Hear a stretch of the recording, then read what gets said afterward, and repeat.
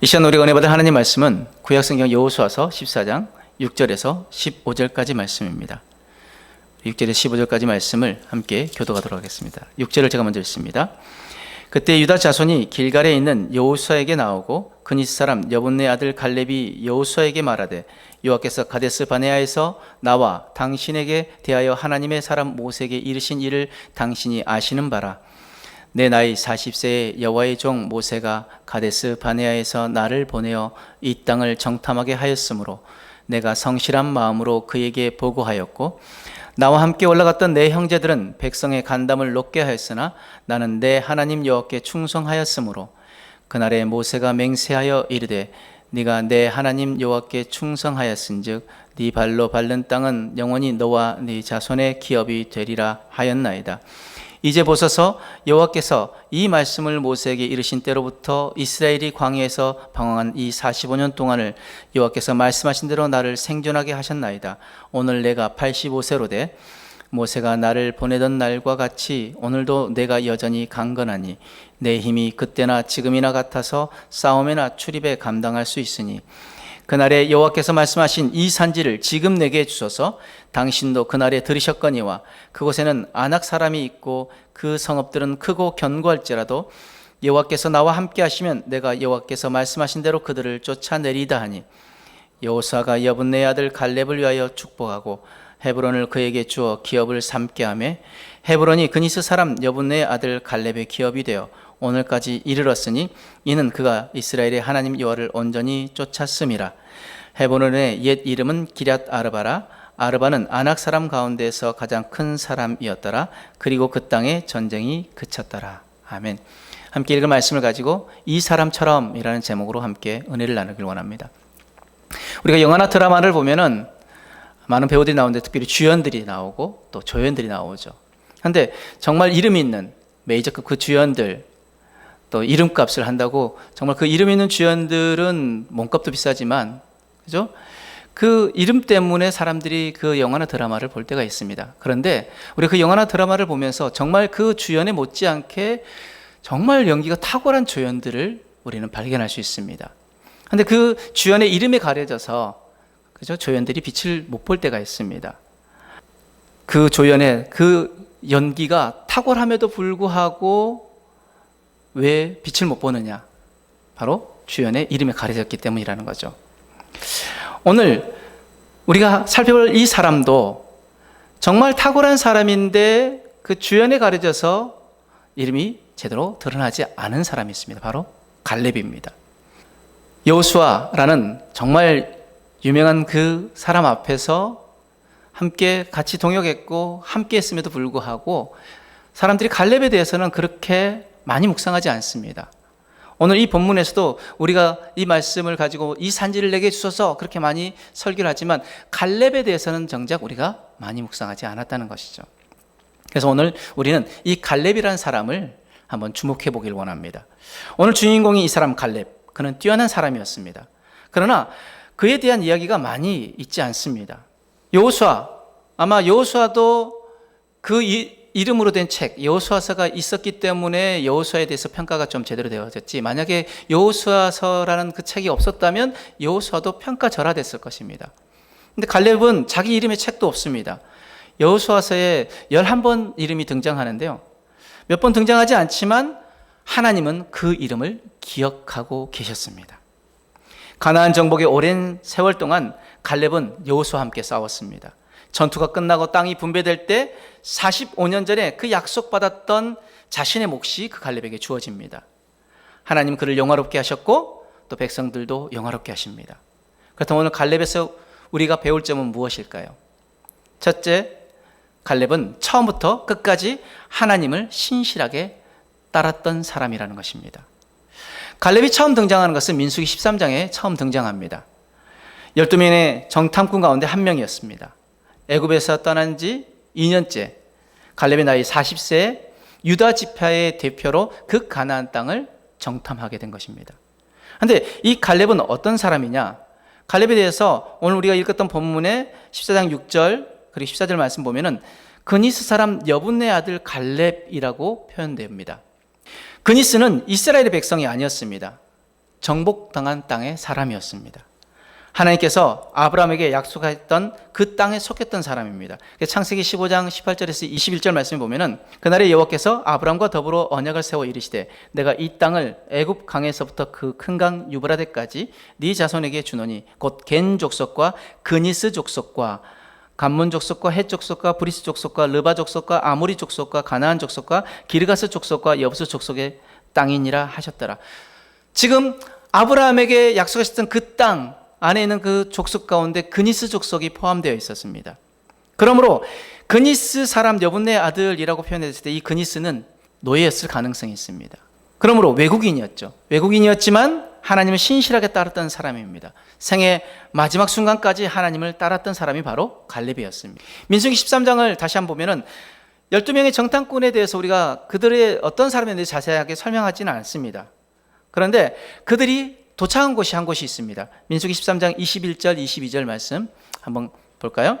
이에 그들이 올라가서 땅을 정탐하되 신광야에서부터 하맛 어기 르홉에 이르렀고 또 네겝으로 올라가서 헤브론에 이르렀으니 헤브론은 애굽 소함보다 7년 전에 세운 곳이라 그곳에 아낙 자손 아히만과 세세와 달메가 있었더라.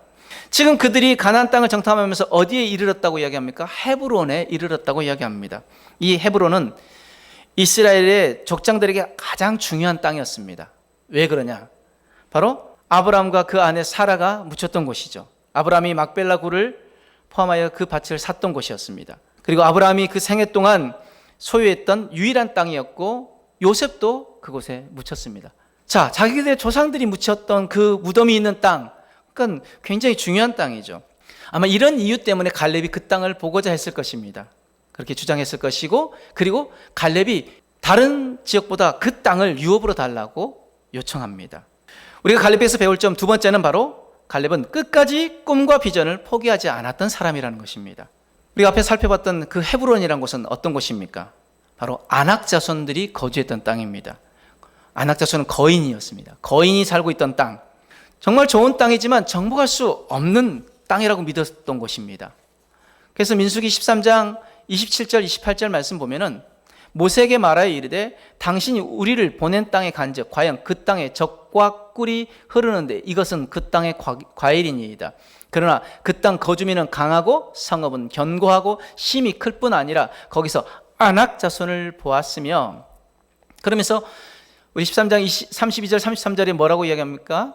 이스라엘 자손 앞에서 그 정탐한 땅을 악평하여 이르되 우리가 두루 다니며 정탐한 땅은 그 거주민을 삼키는 땅이요 거기서 본 모든 백성은 신장이 장대한 자들이며 거기서 네피림의 후손인 아낙 자손의 거인들을 보았나니 우리는 스스로 보기에도 메뚜기 같으니 그들이 보기에도 그와 같았을 것이니이다. 지금 네피림의 후손들이 나옵니다. 지금 네피림의 후손은 아낙 자손인데 네피림의 후손들은 고대 유명한 사람들이었습니다. 창세기 6장 4절에 보면 당시의 땅에 네피림이 있었고 그 후에도 하나님의 아들들이 사람의 딸들에게로 들어와 자식을 낳았으니 그들은 용사라 고대의 명성이 있는 사람들이었더라. 고대의 명성이 있었던 사람들, 유명했던 사람들이라는 것이죠. 아낙 자손은 이처럼 네피림의 후손들이었습니다. 그래서 그 아낙 자손들을 보고 10명의 정탐꾼이 뭐라고 이야기합니까? 자신들은 메뚜기 같다고 이야기합니다. 그러나 여호수아 갈렙은 뭐라고 고백합니까? 그 땅을 정복할 수 있다는 믿음을 가지고 이렇게 고백합니다. 민수기 13장 30절 말씀 같이 있습니다. 시작. 갈렙이 모세 앞에서 백성을 조용하게 하고 이르되 우리가 곧 올라가서 그 땅을 취하자 능히 이기리라 하나. 지금 갈렙은 그 땅을 차지할 수 있다라고 믿었습니다. 왜 그렇게 믿었습니까? 믿음의 눈을 가지고 있었기 때문입니다. 하나님이 함께 하시면 그 땅을 소유할 수 있다는 그 믿음을 가지고 있었다는 것입니다. 꿈과 비전을 포기하지 않았던 갈렙은 그 믿음을 가지고 그 땅을 요구합니다. 모세에게 헤브론을 포함하여 그 구릉지대를 달라고 간청을 합니다. 그러면서 지금 그 정탐을 했을 때 그 땅을 보았던 그 갈렙이 이제 그 가나안 땅에 들어와서 여호수아에게 이렇게 이야기합니다. 우리 본문의 14장 12절 말씀.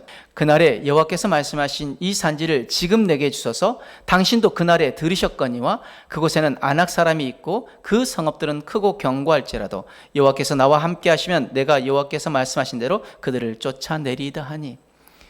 당신도 그날에 제가 모세와 함께 이야기 나눈 그 대화를 들으셨을 것입니다. 제가 헤브론을 요구했고 모세가 저에게 그 땅을 약속하셨기에 이제 그 땅을 저에게 주십시오 라고 여호수아에게 요청했던 것이죠. 그러면서 뭐라고 이야기합니까? 그 성읍들은 크고 견고할지라도 하나님이 나와 함께 하시면 내가 하나님 말씀하신 대로 그들을 쫓아내리이다. 바로 여호수아의 믿음을 능가하는, 또 견줄 만한 바로 갈렙의 믿음의 고백이 여기에 있습니다. 하나님이 나와 함께 하시면 그 땅에 비록 네피림의 후손인 아낙 자손이 있을지라도 하나님이 나와 함께 하시기에 내가 그 땅을 차지할 수 있습니다. 그 땅의 거민들을 내가 몰아내겠습니다 라고 고백하는 것입니다.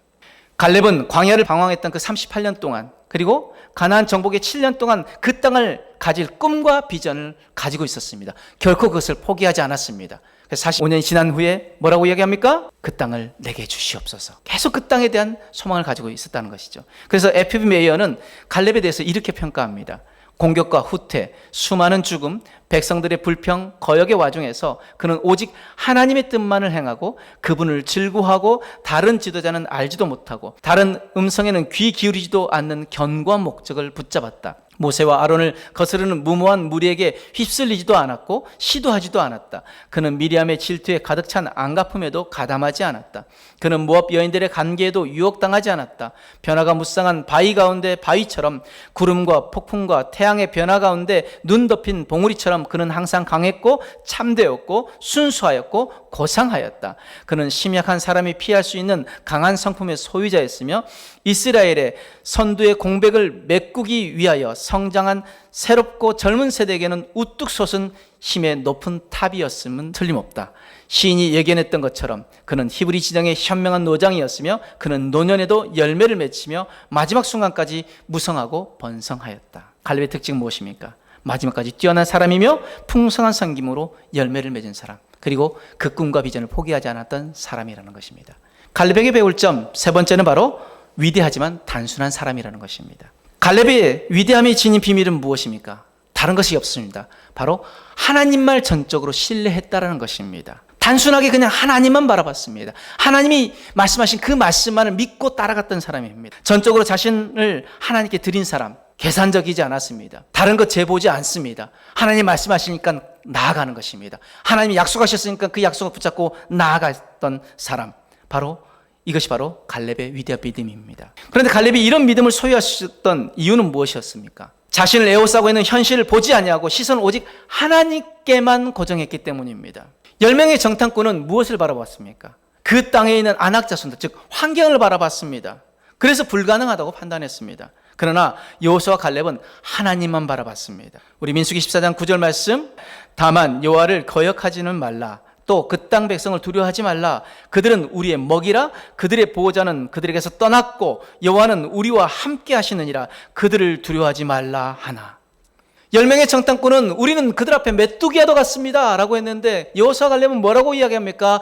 그들은 우리의 먹입니다. 하나님 우리와 함께 하시면 우리는 그 땅을 차지할 수 있습니다. 그러니 두려워하지 마십시오 라고 고백하는 것입니다. 이것이 바로 갈렙과 여호수아의 신앙이었습니다. 우리가 믿음이 있다고 하는 베드로 한번 살펴볼까요?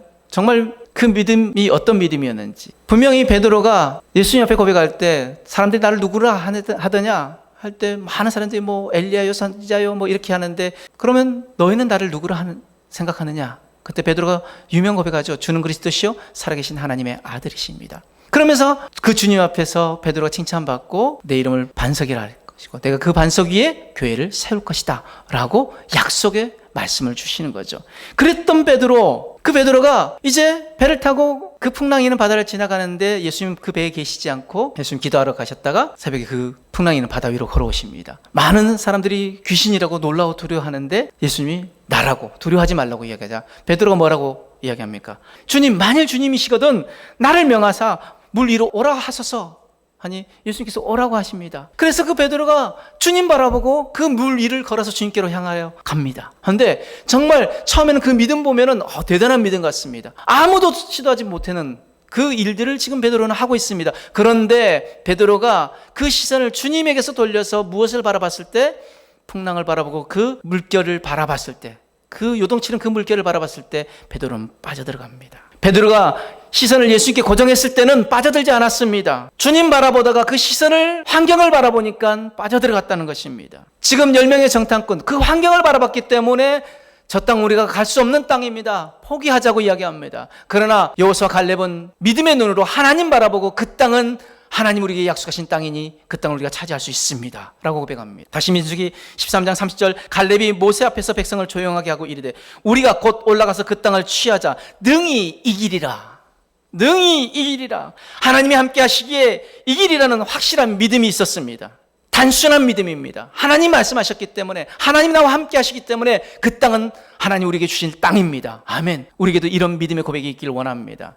우리가 해야 할 고백은 무엇입니까? 나의 하나님은 위대하시며 나를 위하여 홍해를 가르시고 큰 산이 평지가 되는 위대한 일을 행하시는 분이 바로 나의 하나님이십니다. 그 하나님 나와 함께 하시기에 나에게는 불가능은 없습니다. 나는 그 하나님을 믿기에, 하나님이 하시고 하나님이 이루심을 믿기에, 하나님이 오늘도 내 삶에, 우리 가정에, 우리 교회에 역사하심을 믿기에 오늘도 나는 그 하나님 붙잡고 나아갑니다. 하나님 나에게 약속하신 그 가나안 땅을 내가 차지할 줄 믿습니다. 이 고백이 우리에게 있어야 될 줄 믿습니다. 갈렙에게서 배울 점 네 번째, 바로 갈렙은 자기 자신을 전적으로 하나님께 드리는 사람이었다는 것입니다. 우리 오늘 본 9절 말씀, 그날에 모세가 맹세하여 이르되 내가 내 하나님 여호와께 충성하였은즉 네 발로 밟는 땅은 영원히 너와 내 자손의 기업이 되리라 하였나이다. 그러면서 14절에 뭐라고 고백합니까? 우리 한번 14절 있습니다. 같이 있습니다. 시작. 헤브론이 그니스 사람 여분네 아들 갈렙의 기업이 되어 오늘까지 이르렀으니 이는 그가 이스라엘 하나님 여호와를 온전히 쫓았음이라. 온전히 쫓았음이라. 여기서 온전히는 전심으로 마음을 다한다는 의미입니다. 예수님의 첫 번째 명령은 무엇입니까? 내 마음을 다하고 목숨을 다하고 뜻을 다하여 주 너희 하나님을 사랑하라. 이것이 주님의 첫 번째 명령입니다. 이것이 바로 참 제자도의 기본입니다. 갈렙도 마음과 목숨과 뜻을 다하여 하나님을 섬겼던 사람입니다. 갈렙은 오랜 세월 동안 섬김으로 헌신한 사람이었습니다. 45년 동안 하나님을 섬깁니다. 85세가 되었습니다. 여호수아와 함께 7년간 그 전투에 참가합니다. 45년 전에 보았던 그 땅을 얻기를 원했습니다. 갈렙이 아낙 자손의 세세와 달메 아이만을 쫓아내고 그 헤브론을 얻습니다. 갈렙은 온전히 하나님께 자기 자신을 드렸던 사람입니다. 당시 이스라엘 백성들과 대조되는 삶의 모습을 드러낸 사람입니다. 갈렙은 헤브론을 얻으며 그 아낙 자손을 완전히 쫓아내고 그 땅을 온전히 차지합니다. 그런데 다른 지파들은 어떻습니까? 가나안 족속을 온전히 쫓아내지 못합니다. 가나안 세력들을 완전히 깨뜨리지 못합니다. 그래서 자신들의 기업이 완전하게 되지 못하게 만듭니다. 그들을 허용하고 또 타협하고 그들을 용납하며 살아갑니다. 결국 그것으로 인해서 이스라엘 백성들이 결국 하나님에서 멀어지게 만드는 결과를 낳습니다. 왜 그들이 그렇게 합니까? 갈렙처럼 하나님을 완전히 섬기지 못해서입니다. 오랜 전쟁에 지쳤고 쉬기를 바랬을 것입니다. 전투에서 노획한 전리품을 즐기길 원했을 것입니다. 오늘 살아가는 그리스도인들, 우리 모습들 아닙니까? 구원받고 안전을 누리고 이제 만족한 삶을 살고 있기에 그냥 여기에 안주하려고 합니다. 이 정도면 됐다고 생각합니다. 그리고 타협합니다. 적당히 타협하면서 살아갑니다. 그러니까 뭐 하지 않습니까? 도전하지 않습니다. 믿음은 도전입니다. 믿음은 하나님이 약속하신 그 땅을 바라보고 도전하며 나아가는 것입니다. 그리고 믿음은 그 땅을 차지할 때까지 끝까지 싸우는 것입니다. 그렇다면 우리의 눈을 하나님을 온전히 섬기는 데서 멀어지게 만드는 것이 무엇입니까? 바로 그 땅의 거인들입니다. 도무지 내 힘으로 해결하시기 어려울 것 같은 그런 문제 앞에서 우리는 포기해버립니다. 평화와 안락과 잘못된 경쟁을 하는 것이 하나님을 온전히 섬기는 데서 멀어지게 만듭니다. 평안하고 안전하니 하나님을 찾지 않고 세상의 것을 더 소유하려고 힘씁니다. 말씀의 결론으로 오늘 우리는 갈렙의 신앙을 보면서 우리는 어떻게 해야 합니까? 히브리서 11장은 구약의 믿음의 영웅들을 기록한 장입니다. 그 믿음의 영웅들은 그 믿음을 위해서 싸우고 투쟁하고 승리합니다. 그 모습들에 우리가 정말 감동을 받습니다. 그러나 히브리서 11장 많은 주연들과 같은 그 사람들을 통해서 우리가 그냥 그렇게 살았어 하고 끝나면 아무런 의미가 없다는 것입니다. 그래서 히브리서 12장에 그 히브리 기자는 이렇게 11장을 통해서 그가 적용합니다. 우리 히브리서 12장 1절부터 3절 말씀을 우리 한번 쉬운 성경인데 같이 한번 읽어보도록 하겠습니다. 함께 읽습니다. 시작. 우리에게는 이렇게 많은 믿음의 증인들이 있습니다. 그들의 삶은 우리에게 믿음이 무엇인지 말해주고 있습니다. 그러므로 포기하지 말고 우리 앞에 있는 경주를 열심히 합시다. 우리의 삶 속에서 방해가 되는 것은 다 없애버리고 우리를 쉽게 올가매는 죄를 벗어버립시다. 우리 믿음의 시작이며 또 믿음을 완전하게 하시는 주님만을 바라봅시다. 예수님께서는 십자가에서 돌아가실 때 아무것도 아닌 것처럼 모든 부끄러움을 참아내셨습니다. 예수님께서는 하나님께서 예비해 두신 기쁨을 기대하셨기 때문에 그렇게 하실 수 있었던 것입니다. 이제 그분은 하나님 보좌의 오른편에 앉아 계십니다. 예수님을 생각하십시오. 예수님께서는 죄인들이 그를 미워해서 악한 일을 할 때도 묵묵히 참으셨습니다. 지칠 때라도 낙심하지 말고 예수님의 본을 따르기를 바랍니다. 아멘. 히브리서 11장에 나와 있는 그 믿음의 영웅들을 통하여서 우리는 무엇을 깨달아야 합니까? 그들은 주연이니까, 저들은 그렇게 하나님 앞에 쓰임받는 사람들이고 나는 아무것도 아니니까. 아니요. 히브리서 기자가 뭐라고 이야기합니까? 그렇게 많은 증인들이 있습니다. 그러므로 그들의 삶이 우리에게 믿음이 무엇인지 보여줍니다. 그렇다면 우리도 그렇게 살 수 있습니다. 그러므로 여러분들 어떻게 합니까? 포기하지 마십시오. 그리고 우리 앞에 있는 경주를 열심히 하시길 바랍니다. 또 그 경주를 방해하는 모든 장애물들을 없애버리시길 바랍니다. 그리고 그 경주 앞에 하나님을 바라보지 못하게 만드는 우리를 쉽게 올가매는 그 죄를 벗어버리십시오. 그리고 우리가 해야 할 것, 믿음이지요. 온전하게 하시는 예수님을 바라봅시다. 주님만 바라봅시다. 그 주님을 바라보는 것은 어떻게 주님 바라본다고 이야기합니까? 예수님만을 생각하라는 것입니다. 여러분 삶에 예수님만 생각하십니까? 여러분 삶의 모든 삶에서 정말 주님을 생각하며 살아가고 있습니까? 아침에 눈을 뜨면서 주님을 생각하십니까? 여러분들 일하면서 주님을 생각하십니까? 공부하면서 주님을 생각하십니까? 직장생활 속에서, 사회생활 속에서 주님을 생각하십니까? 얼만큼 생각하십니까? 잠자리에 들면서 주님을 생각하십니까? 아니면 스마트폰 보면서 오늘 뉴스를 보고 주요 기사거리가 뭐 있는지 그거 검색하다가 영상 보다 그냥 잠드십니까? 우리는 얼만큼 주님 생각하십니까? 우리가 주님을 생각한다는 것은 바로 주님 바라보는 것입니다. 또한 우리는 주님을 본받아야 합니다. 주님이 가셨던 그 길을 우리도 동일하게 따라가야 합니다. 그렇게 되어졌을 때 우리는 비록 우리의 이름이 믿음의 그 영웅들처럼 주연의 이름에 속하지 않는다 할지라도 하나님이 기억하시는 조연이 될 줄 믿습니다. 갈렙이 지쳤을 때도 있었을 것입니다. 그러나 용기를 잃지 않고 승리를 주시는 하나님께 눈을 고정했습니다. 우리가 갈렙처럼 믿음의 주요, 구원의 주이신 예수님께 우리의 눈을 고정한다면 더 이상 용기를 잃어버리지 않을 것입니다. 비록 이름 있는 주연은 아니라 할지라도 하나님께 기억되는 조연이 되길 주님으로 축복합니다. 그럼 우리는 이렇게 결단하길 원합니다. 오늘 4가지 이 말씀 가지고 결단하길 원하는데, 기억되는 조연과 같은 이 사람처럼 살기 위한 4가지 결단. 첫 번째, 끝까지 하나님을 신실하게 따르는 사람이 되겠습니다. 두 번째, 꿈과 비전을 포기하지 않는 사람이 되겠습니다. 세 번째, 계산하지 않고 단순하게 믿는 사람이 되겠습니다. 네 번째, 전적으로 나를 하나님께 드리는 사람이 되겠습니다. 이 결단으로 하나님이 약속하신 그 땅을 차지하는 저와 여러분들의 삶이 되어지길 주님으로 축복합니다. 아멘.